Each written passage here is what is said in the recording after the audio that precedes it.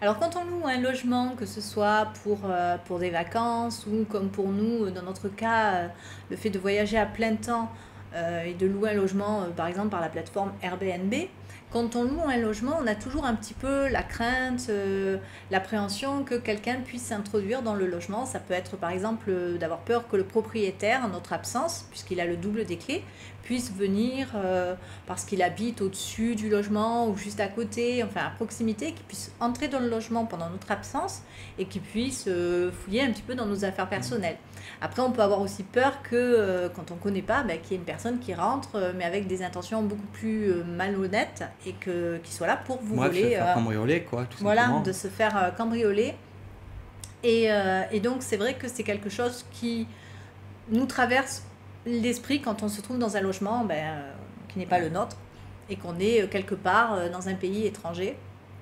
Donc, c'est vrai que nous, on a réfléchi pas mal à ça. Il y a une application qui vous permet de vous sentir plus rassuré à ce niveau-là. C'est l'application Présence. Donc, on présente, que Patrice vous présente dans les fiches sécurité et sérénité en voyage. Ouais, en fait, c'est vrai que même ne serait-ce que le fait, même si, attention encore une fois, il nous est jamais arrivé Ah oui, nous, ça nous est rien jamais de tel. arrivé, ça. On n'a jamais été volé dans un appartement, quoi que ce soit, même que depuis le 5 ans, ou que le propriétaire propriétaire s'introduise s'introduise. sur notre Ça nous est jamais arrivé. Déjà, soyons clairs sur ça. Mais il faut reconnaître que quand vous avez votre ordinateur, en fait, quand vous avez votre vie, puisqu'il faut savoir que nous, on voyage avec notre vie, puisque tous nos biens, entre guillemets, voyagent avec nous. On voyage donc depuis 5 ans, on est nomades digitaux, et donc nos ordinateurs, c'est tout pour nous.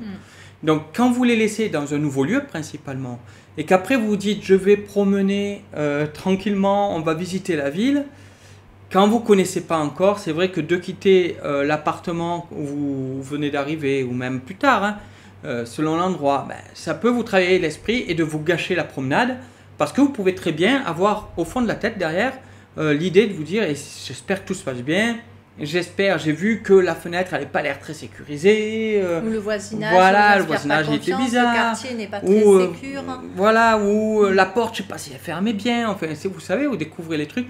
Donc ça peut vous gâcher ces moments de visite tranquille, parce que c'est pour ça, dans les fiches sécurité et sérénité, on veut les deux, on veut la sécurité et avoir l'esprit libre, à se sortir cette idée de la tête que, viens, on rentre, je suis pas sûr, tant quelqu'un rentre, on se fait voler, etc.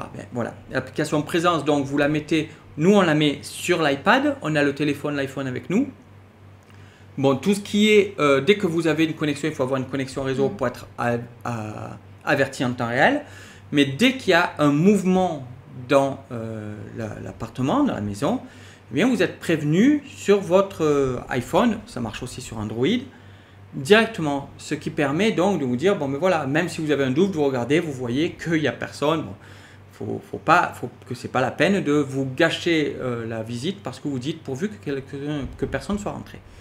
Donc déjà, il y a ça d'être averti en temps réel.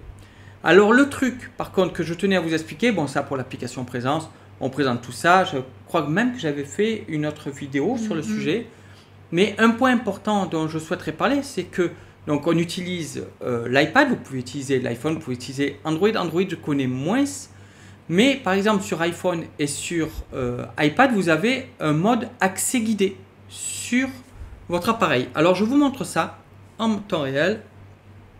Donc vous avez dans vos réglages, dans accessibilité ici, vous avez en bas accès guidé. Vous voyez la dernière ligne, l'avant-dernière ligne, c'est accès guidé. Vous mettez oui, d'accord? Accès guidé, oui. Vous mettez un code de sécurité.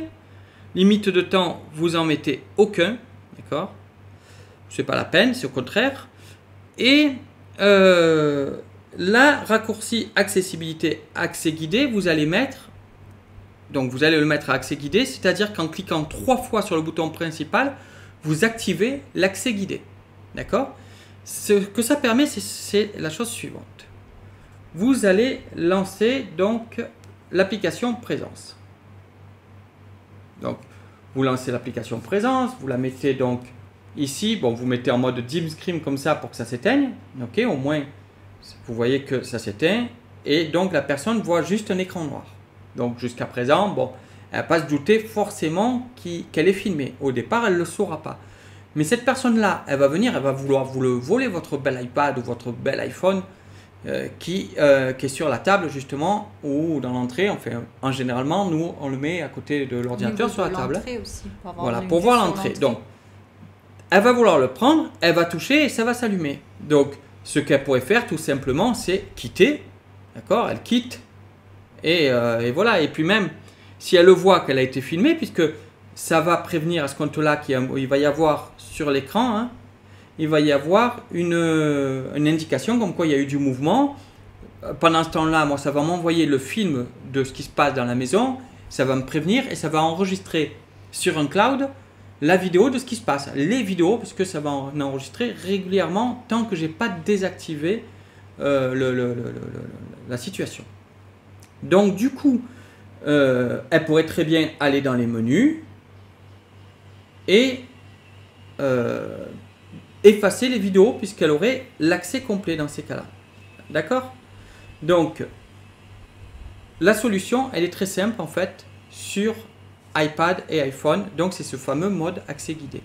Le mode accès guidé, si je triple-clique, donc si j'appuie 3 fois sur le bouton Home, donc le gros bouton de l'iPad, vous avez vu que ça marque accès guidé commencé. Ça veut dire quoi? Ça veut dire que maintenant, enfin, pas si j'utilise mon doigt qui reconnaît le Touch ID, mais là, vous voyez, je veux quitter l'application, je ne peux pas.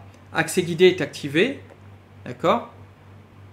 Réessayer avec Touch ID. C'est-à-dire que si je mets mon doigt avec mon empreinte digitale là, sur l'iPad, un iPad nouvelle génération, sinon en tapant le code sécurité, vous pouvez appuyer 3 fois et rentrer le code sécurité pour l'arrêter.